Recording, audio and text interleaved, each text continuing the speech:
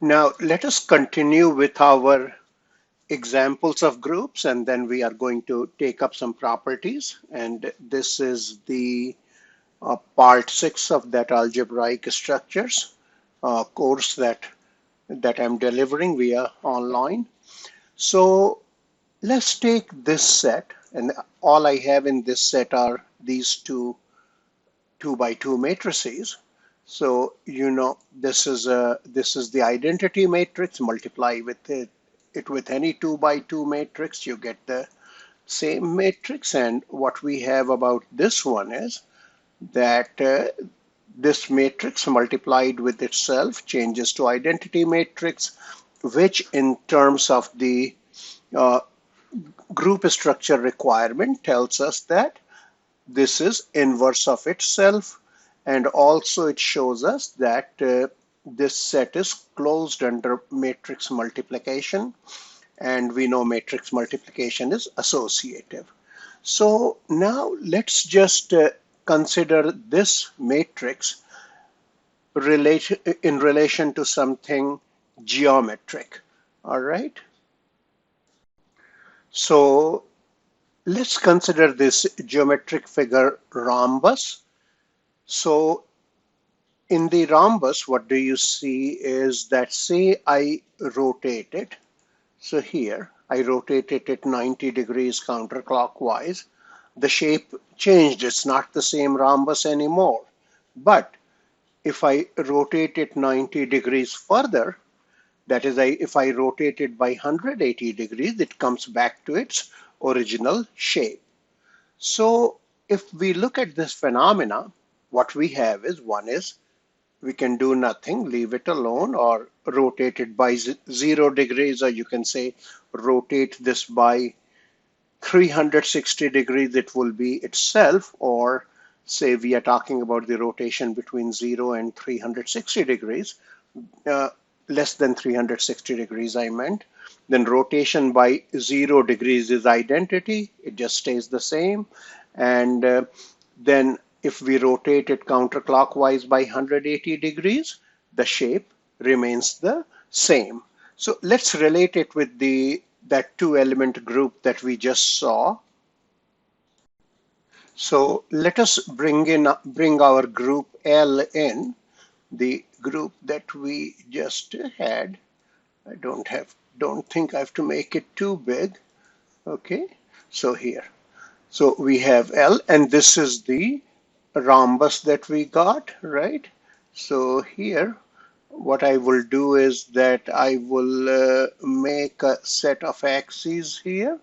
So let's make, say, this is the x-axis, okay? And then, just a moment, and this is the y-axis. And then I'm going to just take up my pencil, okay? Here it is, all right? And let's let this point be, sorry about that. Let's let this point be A0, this be 0B, okay, this be C0, and this be 0D. All right, and say we are doing this, we are taking this vector A0 and we are multiplying it with the matrix -0, 0, -1. So what it will become is, I have A0, and you can see this here by the shape of the rhombus, that the absolute values of A and C are the same. So if I carry out the multiplication, so this is -A, then 0 times 0, that's 0, and the second component would be 0. So if I multiply this part by this, then what happens is this just switches to this, right? Okay.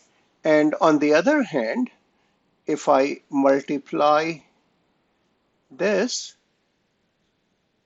by, 0b, again notice this here, that because this is a rhombus, we have the absolute values of b and c as the same, right? So this would be here. The first component will be 0, okay, and the second component, 0 times 0 is 0, then negative b, right? Okay, so what happens is this, that in this process, if I do this multiplication, okay, this point is carried over here. So what we saw was that rotation 180 degrees clockwise, anti-clockwise, okay, of this rhombus is the same as an effect by multiplication by negative 0, 0, negative 1. So if we take these two actions on this rhombus, that is, first one is just rotated by 0 degrees, that's an action. So that is the identity element, and then rotate it counterclockwise by 180 degrees, that's this element. So, those two, you can think of them forming a group that corresponds to these two elements. So these two elements may produce that for you. So let's just expand on this set because this rhombus has two more symmetries. So let me erase this and make a new picture, okay? So let us look at the other two symmetries. That is, if I go ahead and make it into a mirror, this this diagonal, this bigger diagonal, I should say, and I reflect it, or say I reflect the whole thing. Okay, so right here. So let's reflect the figure about the axis, about this bigger diagonal or this vertical diagonal. It doesn't have to be vertical, right? So what happens? The rhombus flipped, the blue side came to the right side, the red one goes to the left side, but the shape is intact, all right? So it has a symmetry along one of the diagonals like this, and you can do the flipping, or the reflection according to this other diagonal as well. I'm not going to waste your time in just flipping it through that way. So let's go ahead and bring a group which will demonstrate to us this whole action that we just saw. So now I'm going to take up this group now with respect to matrix multiplication that we had taken up in the previous presentation. Okay, so in which every square of every element is itself, and we saw closure and all those things in the previous part. All right, so let's just take it with the rhombus. So we saw that in addition to that rotation, we have these two reflection, or say reflecting mirrors here. So for example, if I took this element, 1, 0, 0, negative 1, all right, and multiplied it with, say, 0, b, okay, what it will do is that first we get 0, then we get negative b.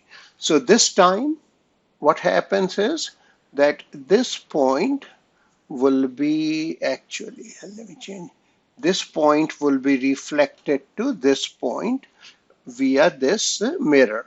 Or let me show you through this. That is, if I applied this to, say, A0, then this we have A, or sorry, Yeah, we got A and we got 0 here. That is, it does not change A0. It would not change C0 either.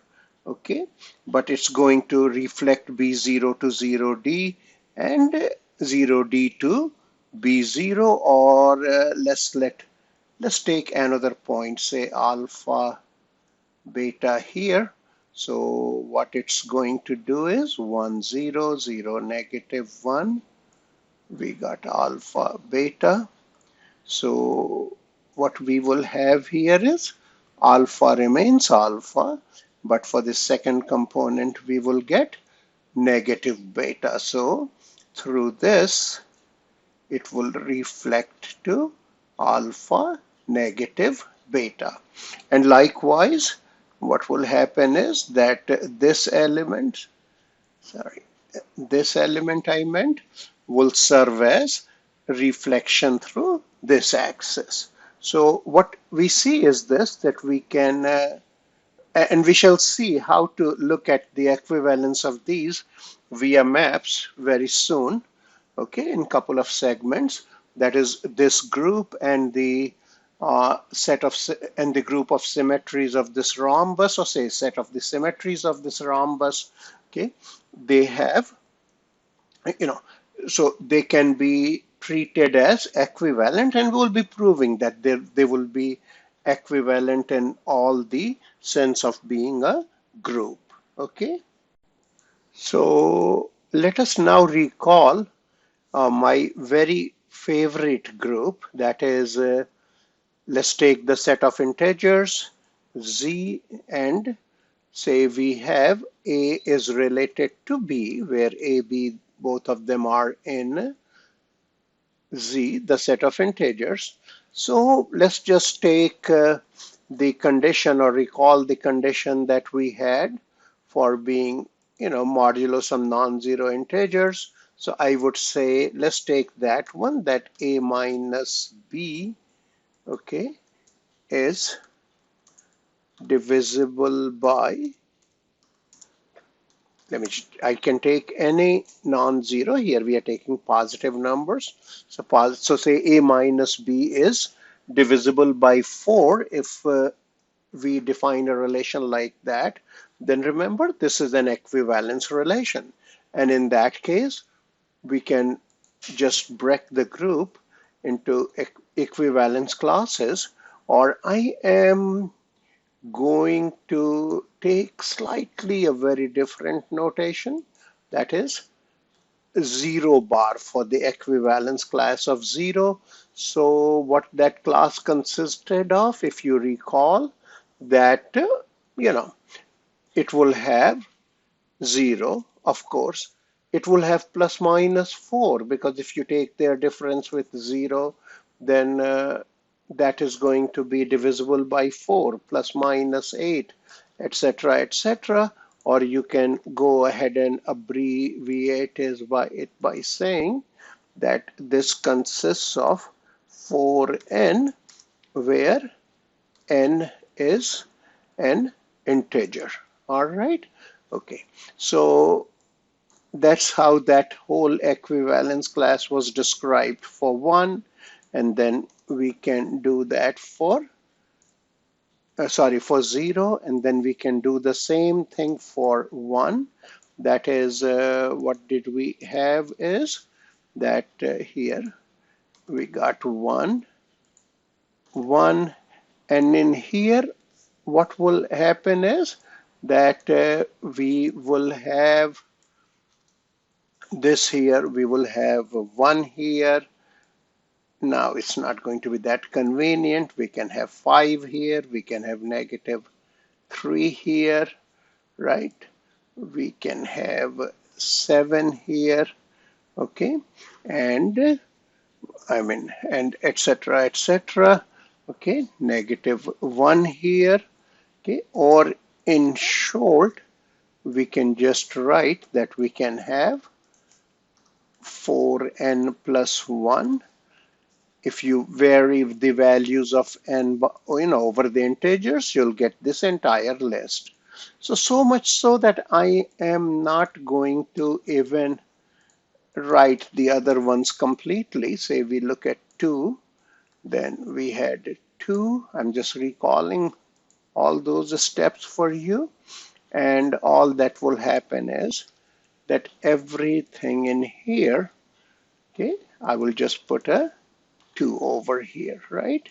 And then after that, what happens?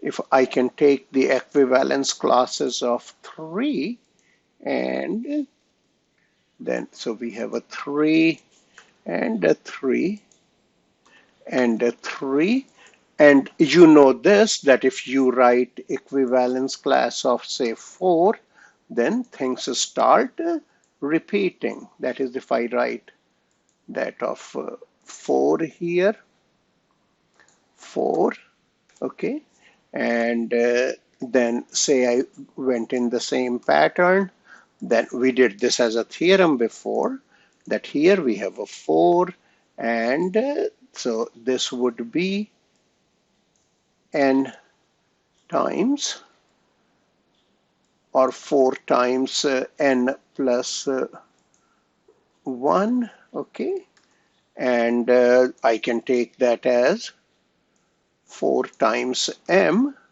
where n plus 1 is m, okay, and let me write it down. I don't know why I took it, because we already had proven that this constitutes a partition, but anyways, let's just look at it. So if I took, say, n plus 1 as m, I can write it as 4m, okay, and let me just try to be a little cunning here, okay, where if n is in Z, then m is also in Z. So this set and this set will be the same. So when we take this equivalence class of 4, we have gotten 0 back. So what we have is that Z was partitioned into what? Into these 4 classes. That is, treat that as a set, and then 1, okay, and then union 2, and then we got union 3, okay. And so what we are going to do now is that let's consider, let me even take a symbol for this, that Z, let's consider a set, say Z sub 4, okay? And what Z sub 4 has is that this is a set that has all these equivalence classes as its elements, okay? So here we got 0 bar, we got 1 bar, all right? So we got 2 bar, okay? So in a way, we are on a planet where, like, these are, you know, we turned our clock into 4-unit clock. Okay, let's not, get further into that. So let's say we have this set here. Okay, all right. Now we can do this. We can define a new addition, which you may call addition congruence modulo, not 6, I'm sorry. This is 4. So congruence modulo 4. And here addition will go like that. If you do this, if you add 1, sorry, let me just take it from here. And again, there is no rush. I don't know why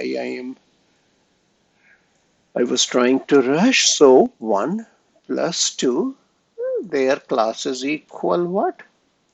The class of 3, right? Okay, and I can write it as the class of 3. Okay, and if this so happens, so 1 plus 2 is 3, 2 plus 1 is also 3, right? and say we are doing this, say we add 2 plus 3. Okay, then what happens here is, well, we get 5, and don't worry that 5 is not in here. 5 is in here. Okay, you can see that in two different ways. I scrolled up too fast, right? You can see 5 is in the equivalence class of what? Equivalence class of 1. So the equivalence class of 5 is the same as that of 1. Okay, so 2 plus 3 is 1, because though if we describe the equivalence class of 5, we will get the class of 1, or you can use division algorithm, and just you will find that the remainder lands in here. Okay, same way, say if we took for instance 3 plus 3, okay, and here we meant the addition. I should be a little formal here, and we will just get away from these formalities later on, because this guy is addition congruence modulo 4. Okay, and the terminology is in the book, so I'm not really writing it. Okay, so it's congruence modulo 4. Hope YouTube correctly like close captions it for us, because sometimes, yeah, it's sometimes, I mean, I'm grateful that they do close captioning free of cost for me, but sometimes they make errors, and sometimes strange errors. But once again, I'm grateful. Anyways, so here, see, I have 6. So what I would do is I will divide by 4. 2 is the remainder, the positive remainder, and this becomes what? A 2. So this lands back in here, right? So, and here you can see that so what we are finding is that this is closed under ad this addition modulo 4. Okay, and we can also prove, and we are not going to see that in detail, the book does that. Okay, so we will see that this operation is associative, and of course your 0 is the identity here. And then what we see, if we add 1 with 3, okay, what do we get? We get the class of 4, and that is what? That is 0, right? So what we have here is that 1 and 3, they are additive inverses of each other, and 0, of course, is the inverse of itself.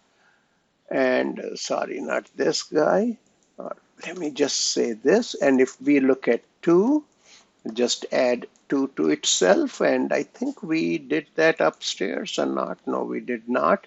So this is the equivalence class of, or equivalence class of 4. Okay, pardon my pronunciation on that. Okay, which will become 0. So 2 is the inverse of itself. Okay, so you can make a like addition table of it, or that you call Cayley table. Cayley table. What is Cayley table? Cayley table is the whatever we get according to the operation that we have. Now let's do this here. As we did this for Z4 with respect to the addition modulo 4, okay, let's just define multiplication modulo 4 the same way, and we will go ahead and make a table here, okay. 5, 5 here.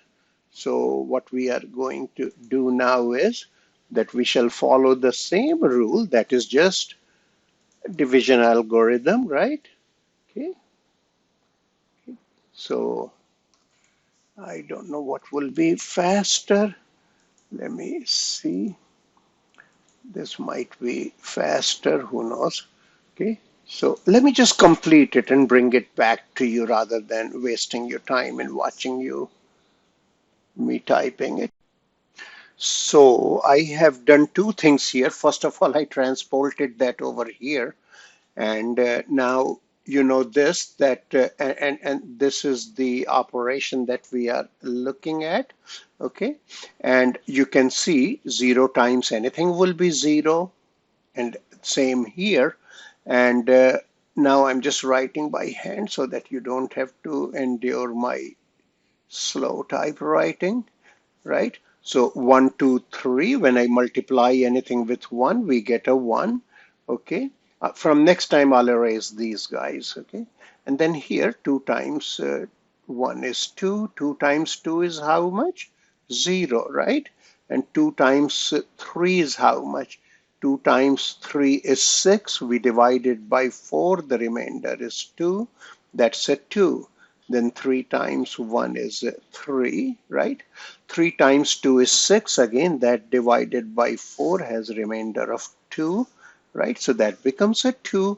And 3 times 3 is 9, right? And that divided by 4 has remainder of 1. So we get this here, 1, right? So I think we do see closer here, but the problem is this, that if we look at these two here, this and this, okay, I don't have any A such that A times 2 is going to be 1. And for 0, I can't even talk about it, right? Okay, so what we have is that this is not a group, right? Because I cannot have an inverse. And even if I throw 0 out and take 1, 2, 3, still 2 is left out without inverse, and we are going to uh, further trim it down without any problem. But let's just go towards some other things. So what we just saw is that if you look at 0, 1, 2, 3, and here let's just mention that we are multiplying modulo 4. A kind of thing that we have is this here, see? I have 2 times 2. That equals how much? That equals 0. At the same time, 2 times 0 also equals 0. So what we have is, let's just replace our symbol by this binary operation. Oh, this is product, not X, okay? So we have this 2 multiplied with 2 is the same thing as 2 multiplied with 0. But you can't do this, that you can't cancel 2 and say that 2 and 0 are the same in here, because they are not, right? Okay, so I cannot cancel a number on the left here. Or I mean, here we saw that, we took 2 times 0. Let's take another example in which this becomes a problem. Okay. So another example that we can consider is this that we had seen before, that let this be the set of 2 by 2 matrices with real number entries, and we are taking the operation as multiplication of matrices. So in here, what we can see is, say I got these two elements, all right, and here the product is this. And let me just change it to this. And I had made these numbers up. Don't think that I can multiply all these in my 65-year-old head. Okay. So, and I mean, make up and multiply and all that. So here, this will help. So here you can see this here, that this product is the same as this product, right? and with this element and this element the same. But we can see already that we cannot cancel this because this element here and sorry, this element here, they are not equal. Okay, I'll very soon bring a balance between my typing and writing. So here we cannot cancel these two elements here, or in simple words, what we are noticing is this, that in we are watching some structures in which we can have this, that A times B is the same as A times C, but B is not equal to C. So let's just quickly prove, even though the book proves it, but we will prove it again, that this kind of thing will not happen in a group. That is, if we have a group, or if these guys A, B, C are drawn from a group, okay, then this will imply that B and C are the same. And you can do this, that you can use this if this becomes a necessary condition for the structure to be a group, then this can be taken as you know as an argument to show that this is not a group. Okay, so let's just go ahead and prove this property for a group that okay, so what we are going to do is, I wrote this statement here, that if we have a group, then if A times B is A times C, then we can conclude that B is C, and of course we are going to cancel A on the left, and I am just going to go through some shorthand now on, because so this shorthand will mean for all. Okay, so you can see it takes, the statement is longer than the proof. So say we have this, now we can do this. We want to cancel A on the left. So who will cancel A? I mean, it'll take longer to type, as I said, sorry, than to write. We know that for every A inverse is in the group, right? Okay, and I'm just doing the same thing here. And this happens because of the property of binary operation, right? And now here you know that we can do this because of associative property.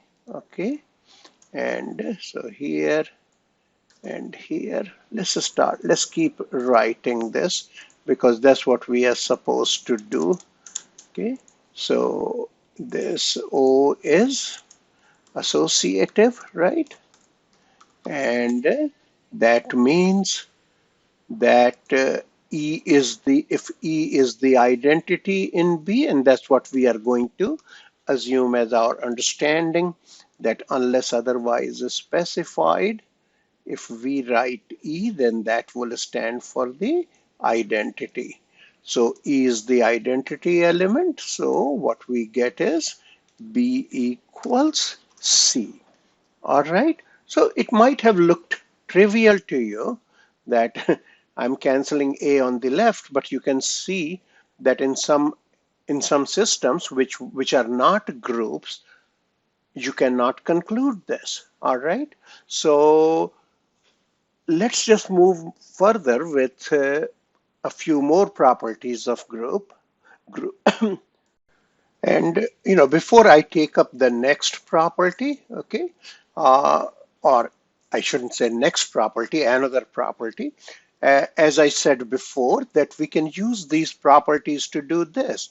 That you see this here, I have an implication. That means this is a necessary condition for this. So if you look at this structure, here you can see that this condition is violated.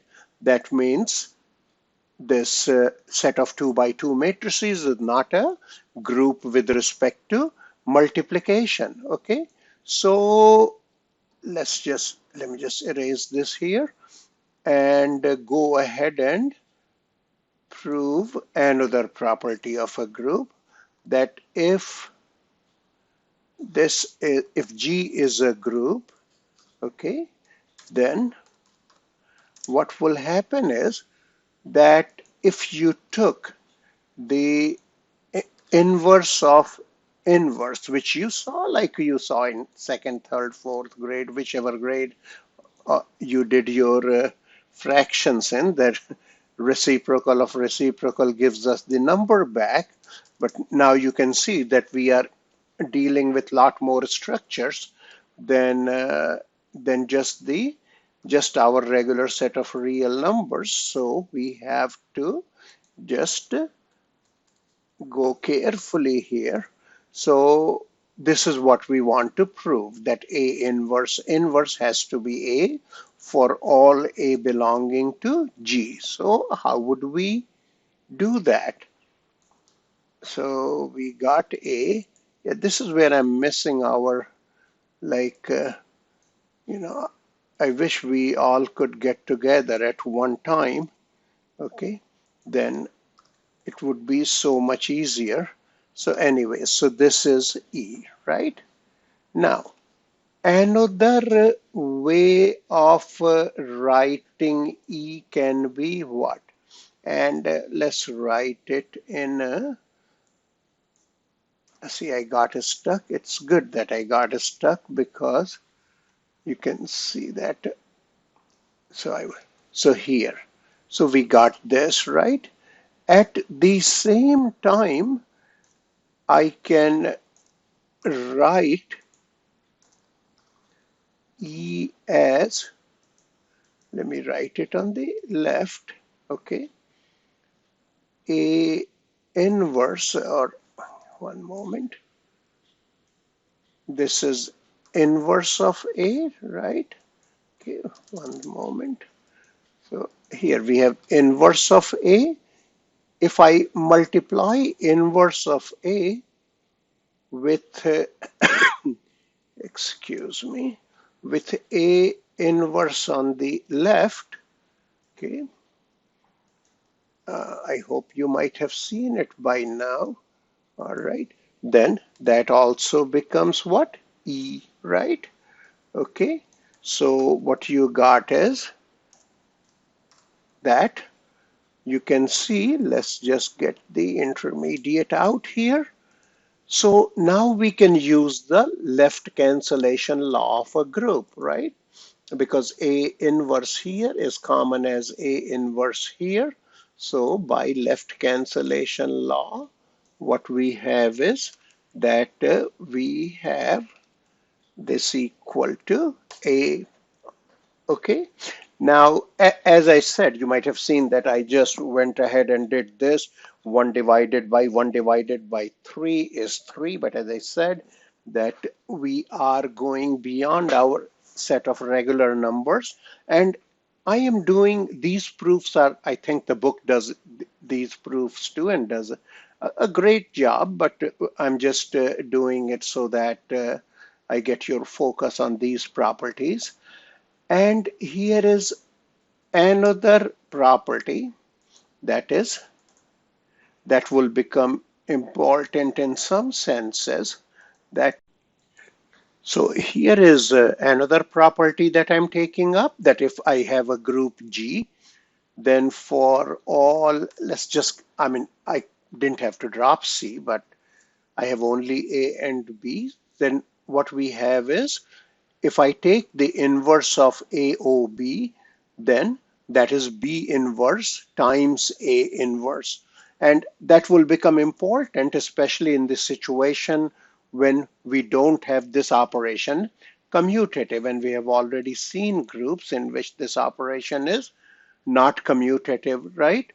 Okay, so here, let's look at this here. We know this, that AOB, right, times, and very soon we will start dropping this thing O here. Okay, so that we know is E, right? Because we are multiplying AOB with its inverse, right? And at the same time, let's consider this. That is, let's consider this quantity. Okay, now here what happens is I can get rid of the parentheses, and the parentheses can be removed because of which property? The property that this is associative, right? Okay, and so since this is associative, we can just choose to combine these two together. Okay, and so that becomes what? BB inverse is identity. Okay, so I'm just doing it in a way that a very conservative grader, how many, like 47 years ago, was grading my paper when I had to write this. Okay, now you know E is identity, so I can drop the identity here. Okay, so we got this. So this equals how much then? This equals identity, right? So what we just saw is that this is identity, right? And at the same time, this quantity is identity, and I can do this. Actually, I could have done this before that because of associative property. Sorry, because of the associative property, I can just put these in one bracket. And well, let me write it. Okay, I'm just it just depends on how much patience you have for watching this proof. So if I do, so this we did because of associativity. Let me write it. Okay, it doesn't take too long to write it, and I'm not spending any paper. Okay, then this will do this, that I'm being super formal here, but that's all right. So let's write C. Okay, C, and what we are doing is that we are taking A multiplied with B as C, right? Now, since we have left cancellation law, all right, what happens now is that we can cancel C on the left, and right cancellation law also holds in a group. So, you know, that property in which we canceled the common element is called the cancellation law. So the cancellation law gives us this, that AO, this thing here, that the inverse of AB is B inverse, A inverse. Now I will refer you to the textbook for these two important properties, that the proofs of these two important properties, that identity is unique in a group. Okay, and for every A, all right, for every A in a group G, okay, belonging to G, where G is a group, what we have is A inverse is unique. Okay, all right, and we have to do this like I am teaching it very, very informally now than the way I used to teach this course a long time ago. Okay, But we have to be careful in order to just assume a statement before we prove it, since we are now doing algebraic structures. So we want to go in our sequence a little carefully, and we'll be as careful as we can. So again, here, textbook, okay, and textbook, right? And our textbook is what? Abstract algebra, okay, and applications, all right, by Thomas Judson, okay. And if you Google it, okay, then you can see that this book is available free online. Okay, so you can just download it, and I've been mentioning it in every presentation. So we will continue with the properties of groups, and then we'll look at subgroups in the next presentation. Okay.